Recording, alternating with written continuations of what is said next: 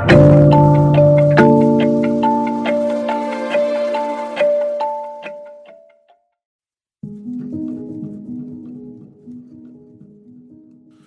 tale unfolds on a stormy day on March 15, 2013, in the historical heart of Chiayi, more than a decade ago. What began as an ordinary day quickly morphed into a sequence of unsettling events following a sudden, fierce rainstorm that swept through the area.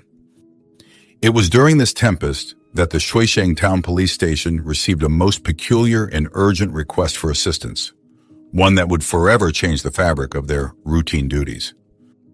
The request originated from the new Taipei City Police, a department usually disconnected by jurisdictional boundaries and typical protocols.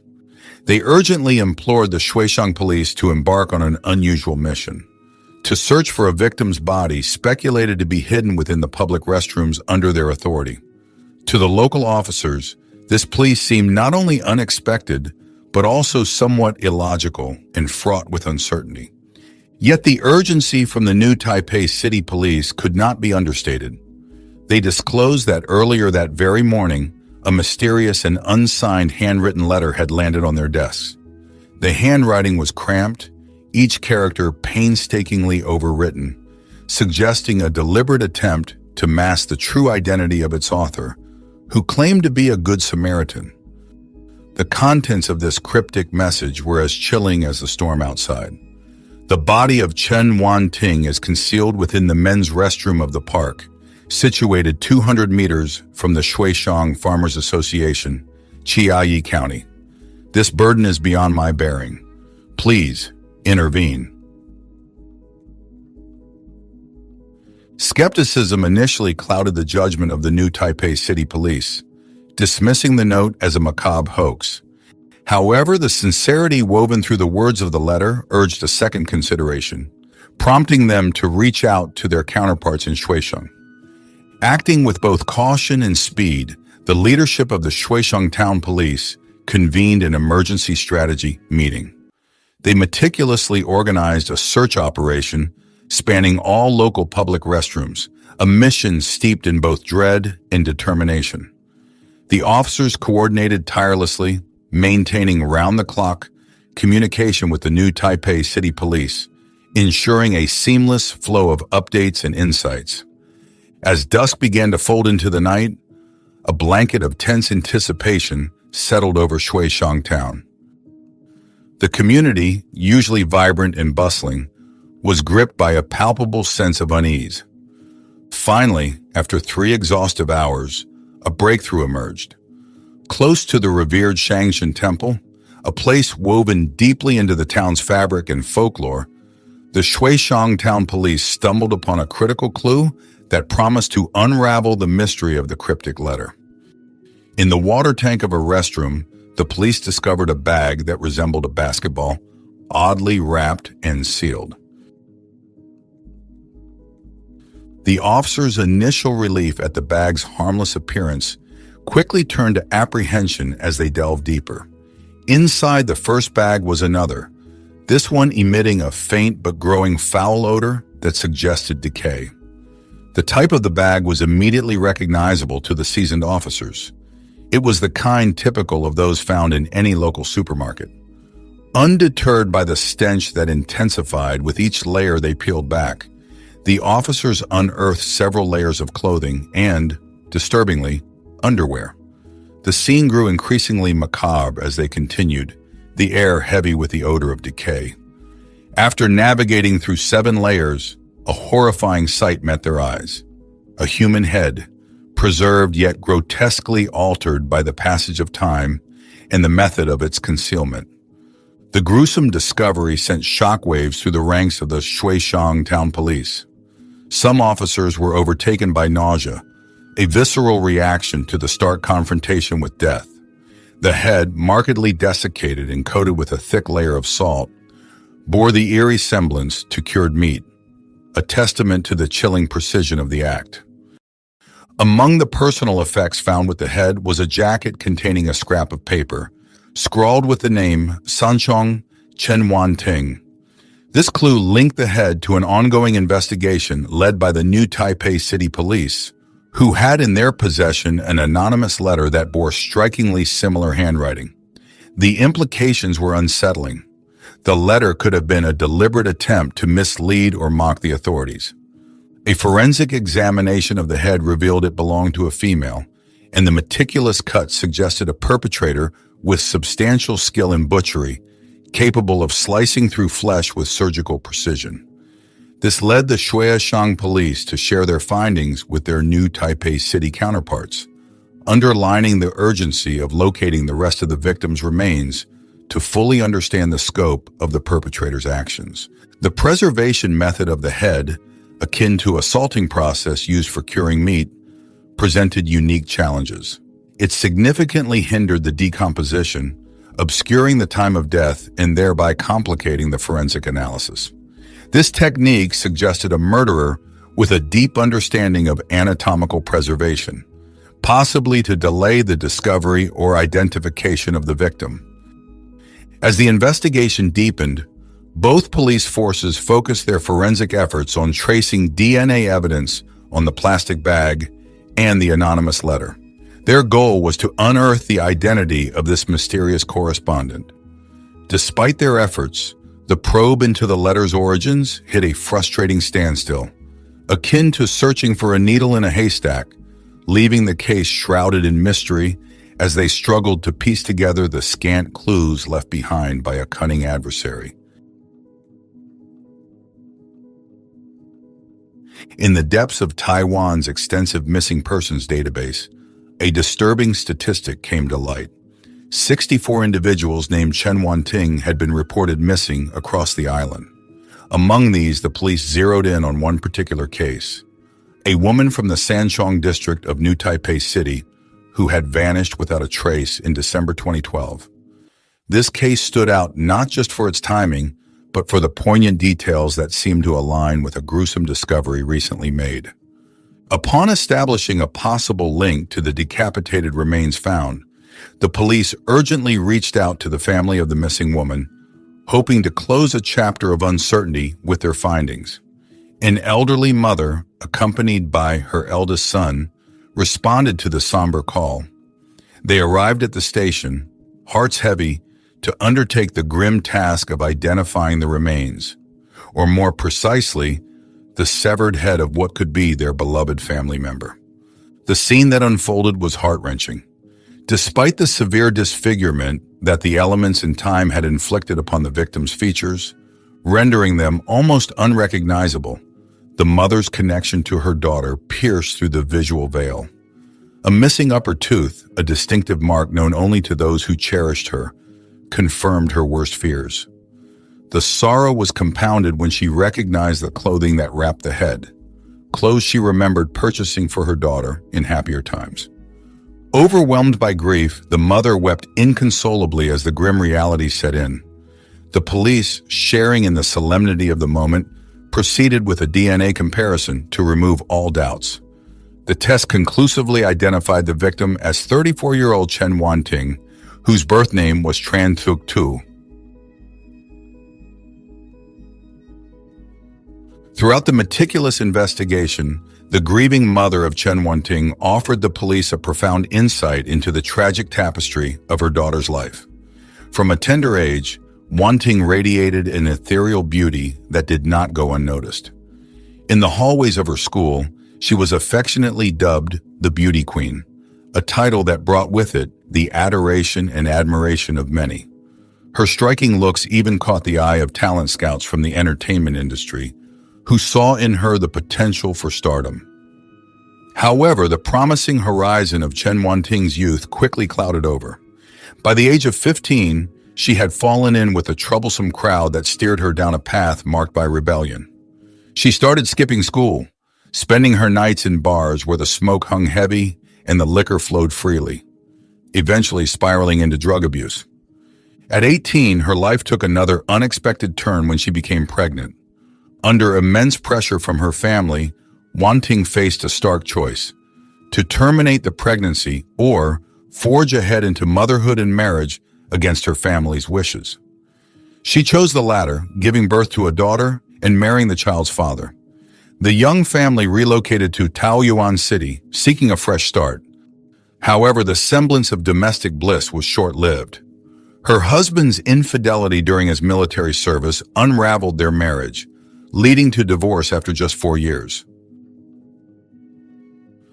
By the age of 22, a heartbroken Wan-ting returned to Sanchong to live with her brother, Chen Chia-fu.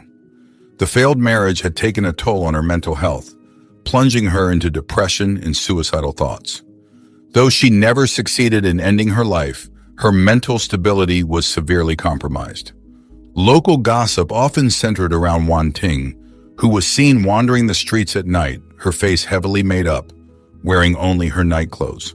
This troubling behavior prompted her mother to legally change her name from Tran Thuc Tue back to Chen Wan-ting in hopes of a fresh start. Yet the community continued to refer to her by her nickname, Atu. Desperation led Wan-ting to darker corners. She began to sell herself to survive, her clientele ranging from local gangsters to taxi drivers, with whom she engaged in fleeting, transactional relationships, all to fund her continuing drug habit. She was even known to set explicit prices for her services, bringing different men into the family home, much to the distress of her mother and brother, who felt helpless to intervene. The police investigation revealed a life marred by exploitation and vulnerability, suggesting that Wan-ting might have met her tragic end during one such perilous encounter. In the gruesome wrappings that contained her severed head, investigators found a piece of underwear stained with semen, pointing to a potential lead. They tracked down a taxi driver linked to the DNA on the underwear, but despite the match, they found no motive nor sufficient evidence to consider him a suspect. Further inquiries suggested that Wan-ting, known to the public under a different name, might have been more intimately known to the sender of an anonymous letter received by the police. This connection implied that the anonymous informant was deeply familiar with her, adding a layer of complexity to the case. The plot thickened as neighbors reported unsettling incidents. One claimed that Wan-ting had confided in being forced into a sexually exploitative relationship by her brother Chen Chia-fu as a means to obtain money. Another neighbor complained about a foul stench from the building's drains, which emitted an unbearable mix of decaying meat and grease. Upon complaint, Chen Chia-fu, typically reclusive and irritable, behaved uncharacteristically helpful, offering to clear the drains himself, an offer that seemed suspiciously out of character. This unusual behavior, combined with the discovery that Chen Chia-fu had taken out multiple life insurance policies on Wan-ting, amounting to tens of thousands of dollars, shifted the police's focus toward him. The circumstances led to a chilling hypothesis. Chen Chia-fu might have orchestrated his sister's murder to cash in on the insurance, a sinister plot cloaked in familial betrayal.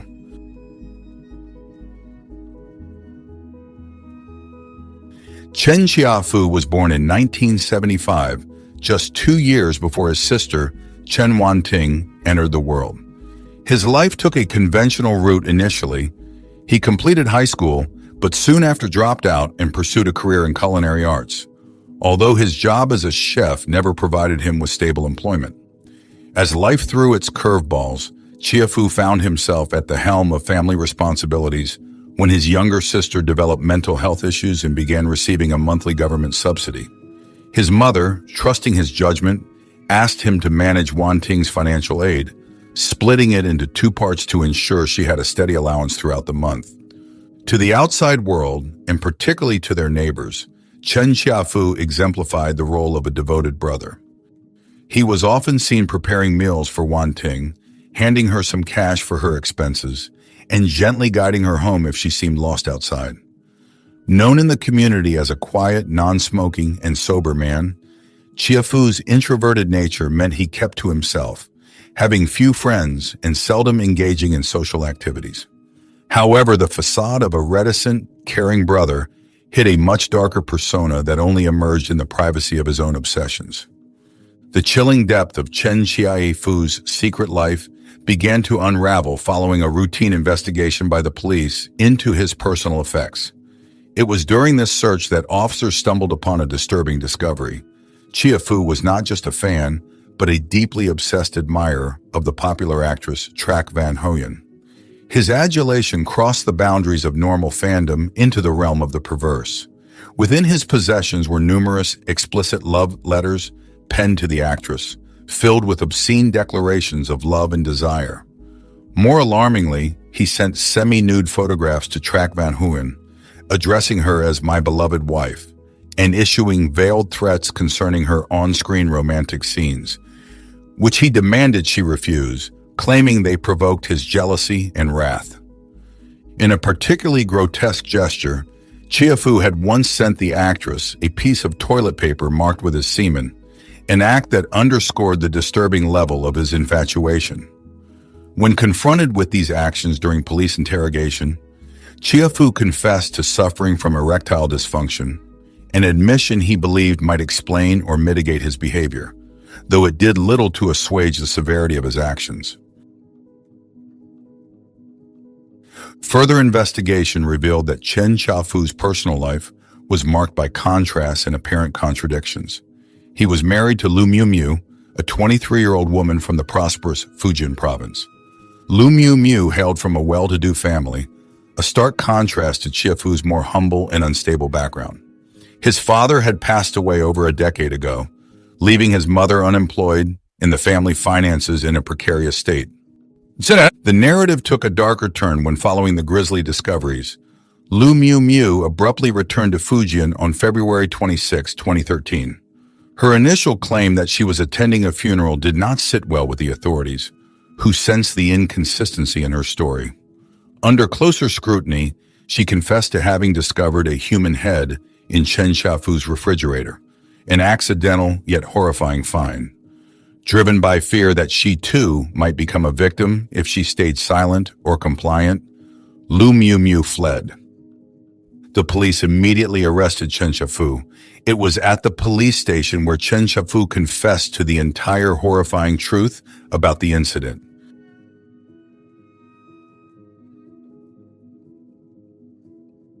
Chen Chia-fu's actions, beginning in late 2011, were part of a meticulously crafted plan that slowly unfurled over the subsequent years. His scheme commenced with the acquisition of multiple insurance policies on his sister, Chen Wan-ting, one of which unfortunately lapsed due to non-payment. In December 2011, leveraging the fact that his older brother was being treated with psychiatric medications, Chen Chia-fu deceitfully obtained a mental disorder certificate by claiming mental illness was hereditary in his family. By March 2012, he successfully secured a second-degree mental disorder certificate, establishing a foundation for his future defense, should his nefarious actions be uncovered, an exit strategy to potentially mitigate legal consequences through a psychiatric evaluation. Chen's preparations escalated in May 2012 when he started accumulating black plastic bags, ostensibly for household use, but with a far more sinister purpose in mind: the dismemberment and disposal of his sister's body to minimize the risk of detection by neighbors or passers-by. The grim culmination of his plan is believed to have occurred shortly after their mother returned to Keelung on December 9, 2012. It was then that Chen allegedly strangled his sister, Chen Wan-ting, subsequently dismembering her body and disposing of most of it through the sewer system, using a meat grinder to facilitate the process. He meticulously preserved her head by freezing it, intending to use it later as a diverging piece of evidence. After Lu Miu, his wife, left him, Chen decided it was time to dispose of the frozen head. He ingeniously wrapped it in underwear marked with the semen of several men, aiming to mislead the police into investigating a sexual assault, thereby diverting attention from himself. However, despite these manipulative efforts, the police, following a thorough and precise investigation, were not led astray. In the early hours before dawn on March 13, 2013, after taking precautionary measures by borrowing a knife and gloves from his workplace, Chen donned a white coat and helmet, carrying the ominous black plastic bags. He changed his attire at a train station restroom, donning a black life jacket to alter his appearance, then traveled to Chiayi, where he had once served as a soldier. There, he deposited the plastic bag containing his sister's head in a public restroom at the Shangqin Temple. Fearing that the head might be discovered and discarded by cleaning staff before it was properly identified, Chen crafted an anonymous letter to the police 2 days later, on March 15th. He altered his handwriting to obscure his identity. However, his reference to the victim by name in the letter was a critical error that ultimately led the police to suspect his involvement. The investigation was further supported by surveillance footage that captured Chen's disguised figure during his disposal trip. Despite his denials, his presence in Chiayi was confirmed by phone call records. While the rest of Chen Wan-ting's remains were never recovered from the sewage system, the discovery of her DNA in a rice cooker and bloodstains on a bathroom wall at their home tied Chen Chia-fu directly to the crime. Despite his clever preparations and multiple contingency plans, prosecuting him proved complex. Chen Chia-fu continued to maintain his innocence, even under a lie detector test, and adopted a bizarre courtroom defense claiming alien manipulation. His feigned insanity was seen through by the authorities, however, and a psychiatric evaluation ordered by the judge at the National Taiwan University Medical Hospital confirmed that he was mentally fit, debunking his claims of insanity. The layers of deceit Chen Chia-fu wove were intricate and his plans cunning, but ultimately, justice began to see through the veil of his manipulations, moving ever closer to holding him accountable for his heinous actions.